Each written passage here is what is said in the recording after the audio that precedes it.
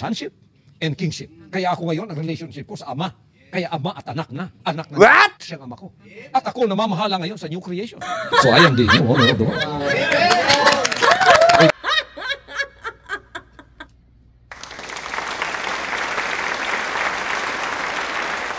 Magandang araw mga kapatid at mga kababayan. I'm back. Salamat muli sa pagpapatuloy niyo sa akin sa inyong mga tahanan. Saan mang dako kayo sa mundong ito naroroon sa ngayon. At para doon sa mga bago dito sa aking munting channel, yung mga hindi pa nag-subscribe, please do subscribe and please hit the notification bell and the like button. And later on, you might also want to share this video. Diretso na po tayo sa ating topic. Ayoko pang alisan ng atensyon itong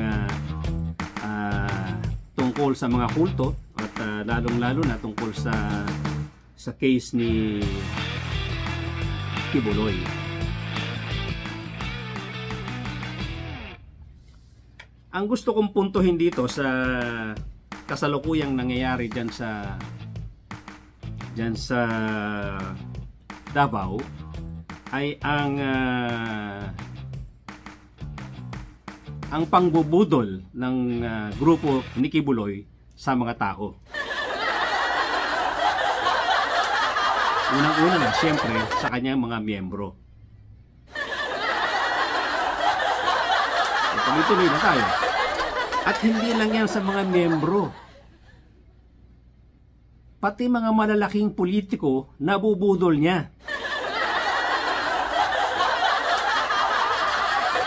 Paano yung nabubudol? Dahil doon sa claim niya na ang mga miyembro daw niya, ang membership niya ay umaabot ng 6 million.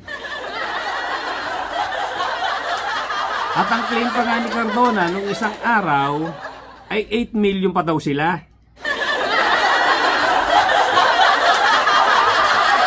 Yan po ang ginagamit nilang pambudol sa mga politicians. Siyempre, pag politiko ka, makuha mo lang yung kalahati niyan. Meron ka ng 3 million additional votes. Hindi ba? Kaya yung mga politicians, sip-sip.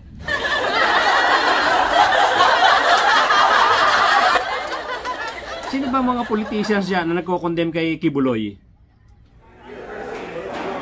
Yung hayagan, openly, ay kini-criticize o nagko-comment man lang doon sa ginawang allegedly mga crimes niya. Bukod kay Senator Ontiveros at saka kay Senator Gatchalian, meron pa bang iba?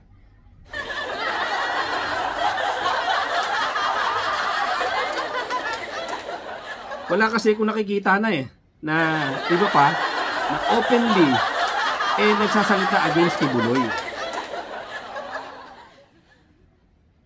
Siyempre, yung kanyang mga alaga dyan sa loob, talaga obvious yun. Sila Bato, sila Bongo, sila Villar, kaibigan daw niya, close friend ng family niya si Kibuloy, at si Robin Padilla. Kaya lang, ang masaklap, bukod sa kanila na openly sumusuporta kay Kibuloy, yung ibang politicians naman walang imik. Bakit? Kasi natatakot sila na ang membership ni Kibuloy ay hindi sila iboto. Na sinasabing 6 na milyon daw. Na noon pa kini-question ko nga sa mind ko na imposibleng ang isang organization na ganyan ay merong 6 na milyon na members. Kahit na meron pa sa abroad, kahit na meron pa sa ibang bansa, lalong hindi ka makakagather ng ganong kadami doon. Pero granting for the sake of argument na meron kang 6 million and sabihin natin na Dito sa Pilipinas yung kalahati, yung 3 million na dito at yung 3 million nasa ibang bansa. Granting, for the sake of argument, we will do a little math. Unang tanong, bakit nung nanawagan si Roque ng People Power, ganun na rin si Cardona, nung nakaraang araw lang, napupunta raw sila sa Malacanang, galit na galit. 8 milyon pa nga ang sinabi niya. Sugod na, mga kapatid, doon sa Malacanang. Hindi tayo aalis sa mga gate ng Malacanang hanggat hindi bumababa si PBBM. O Bongbong Marcos ang tawag niya.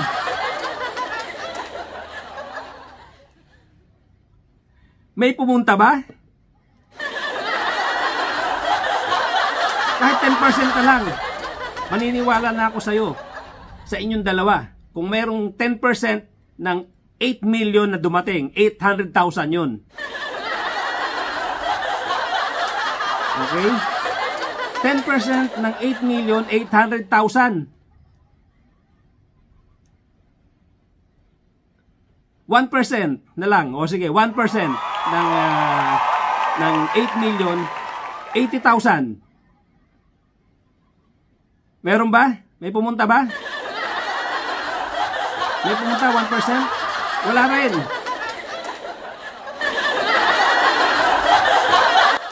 Ito na lang, isa pang kondisyon, isa pang tanong. Hindi na 1% ng 8 million. 0.01%. Yung 0.01% ay 800 people. May nakita ba tayong 800 people pumunta ng Malacanang? Sobrang yabang ninyo. Masyado kasi kayong ang feeling ninyo napakataas na ninyo. Kung makademand kayo, ganun na lang. Si Atty. Torion, kung ano mga hinihinging kondisyon, galing daw kay Kibuloy, keso gawa ng letter na sinisiguro na hindi siya isusurrender sa Amerikano. At kung ano-ano pa, I think mga 16 conditions, kung hindi ako nagkakamali, gustong iparating kay PBBM.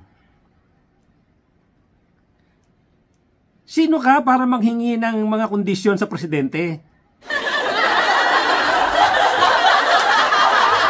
Ano ba tingin nila sa gobyerno? Co-equal nila? Napakalaki ng ulo, napakataas ang tingin niya sa sarili niya para manghingi ng mga kondisyon sa presidente. Buti lang hindi yata pinansin. So ang attitude ng mga members niya, lalo ng mga opisyal niya, ganun din. Masyado sila mga entitled. Ang feeling nila, kapantay nila ang gobyerno. Ang feeling nila, pwede sila mag-demand na umalis yung mga pulis doon sa compound nila. Ang feeling nila, hindi pwedeng pairali ng batas doon sa kanilang compound. Kasi nga, masyado silang entitled, masyadong isip nila, isa sila sa mga co-equal branches ng gobyerno. Ganyan kataas ang tingin nila sa sarili nila. Dahil nakikita nila yan sa leader nila, kung makademand. Actually, mas mataas pa nga sa gobyerno tingin ni Kibuloy sa sarili niya eh. Dahil appointed son of God daw siya. Pag-aari daw niya ang universe. Ang mga kaluluwa daw natin pag-aari niya. Wala daw makakapunta sa langit kung hindi through him. Kaya ang feeling niya talaga mas mataas pa nga siya sa gobyerno. Mga members ng KOJC, hindi pa ba kayo natatauhan? Kung talagang appointed son of God yan, hindi yan magtatago sa bunker. Hindi yan matatakot sa kaso. Hindi yan matatakot sa Senado. Hindi yan matatakot yan sa korte. Kung anak ka ng Diyos. At lalong-lalo na, hindi ka naman gagawa ng ganitong kalokohang kaso. Or hindi ganito kabastos na mga kaso. Kung talagang anak ka ng Diyos, dapat wala kang kasong ganito. Kawawa sa iyo yung mga batang babae. Merong mga anak ng Diyos na ganon? Mga miyembro, especially yung mga diehard, hindi mo ba kayo natatauhan?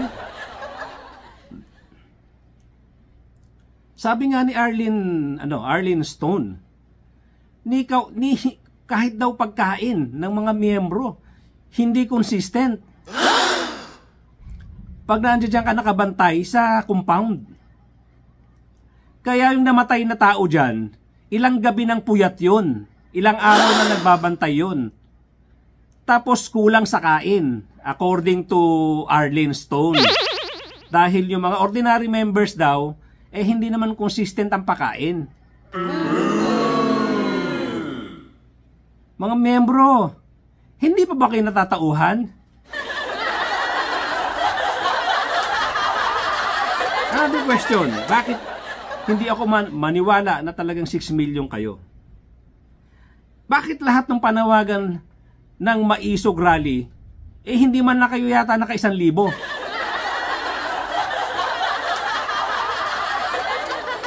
Kayo ang pinaka number 1 supporter ng mga Maisog Rally dapat. Dahil at stake din yung inyong pastor. Nakailang Maisog Rally, ilan lang ang sumipot. Kaya kayo, pati mga politicians natin, especially big names, big politicians, ang hindi man lang nagko-condemn o hindi man lang umiimik dito sa kaso ni Kibloy, hindi man lang nagsuggest na dapat na sumuko. Meron pa nga dyan talaga openly nagsusuporta kay Kibuloy. Hindi naman siguro dahil yan sa financial support lang.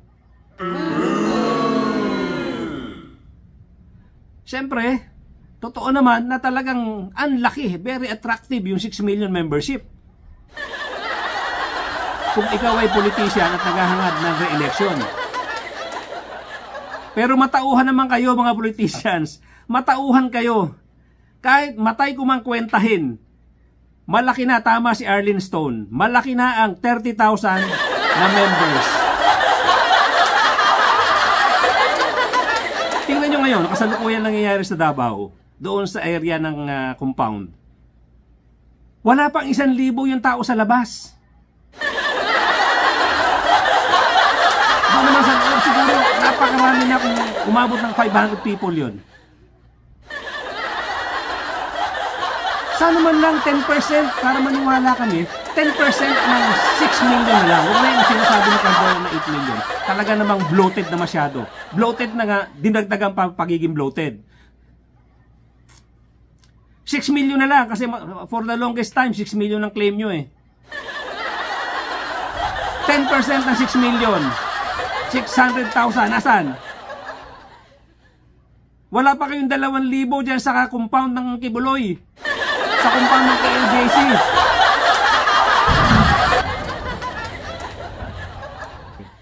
Kaya mga politicians, huwag na kayong magpabola kay Kibuloy. Walang 6 million na boto sa kanila.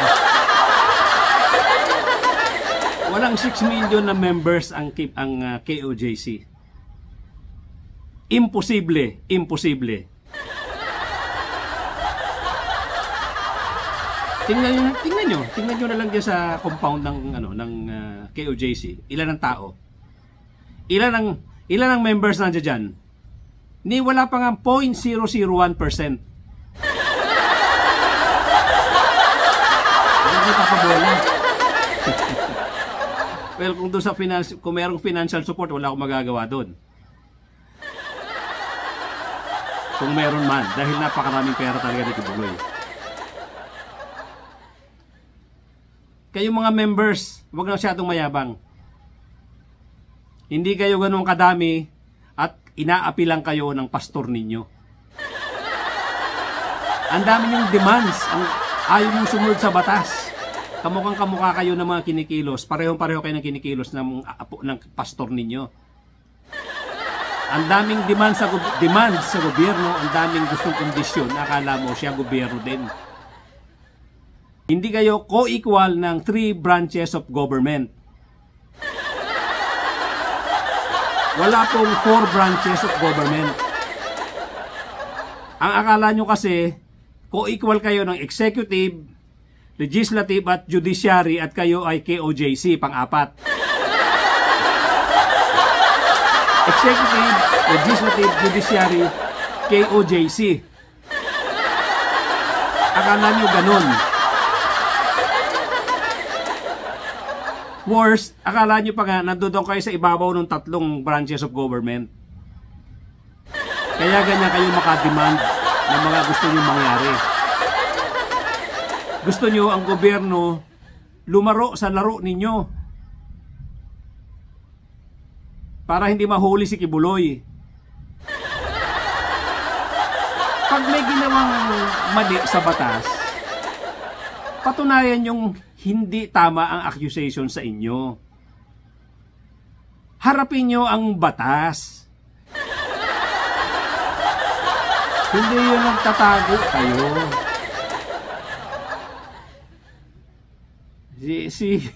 Si Nolid De Castro, di ba? Kita mo naman, gigil na gigil kay Atty. Torion. Tama rin yan sinasabi niya. Hindi Nolid De Castro, hindi naman sinasabi ko eh. Kung wala kang kasalanan, Kibuloy, lumabas ka, harapin mo ang kaso mo. Sabi ka ng sabi noon na hindi ako haharap sa Senado. Gusto ko sa korte tayo magkita-kita. Ayun pala, diyan kayo sa korte, dito ako sa bunker. Wala talaga. Halatang meron kang tinatagong hindi maganda. Hindi pa ba kayo natatauhan, mga KOJC members? Meron bang anak ng Diyos na nagtatago sa bunker? Anak ng Diyos na hindi sumusunod sa batas ng tao. At wala ring tao, walang isang tao na nagmamay-ari ng universe. Walang sa mundo na nagmamay-ari ng mga kaluluwa ng mga tao. Ganyan kahambog ang pastor ninyo. Ano ang nangyayari sa mga utak nito?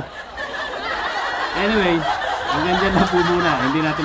Hindi matatapos itong kakasabi ko dyan. Nakakagigil talaga, nakakaawa yung mga miyembro na hindi nakakaunawa at hanggang ngayon ay hindi pa namumulat ang mga mata.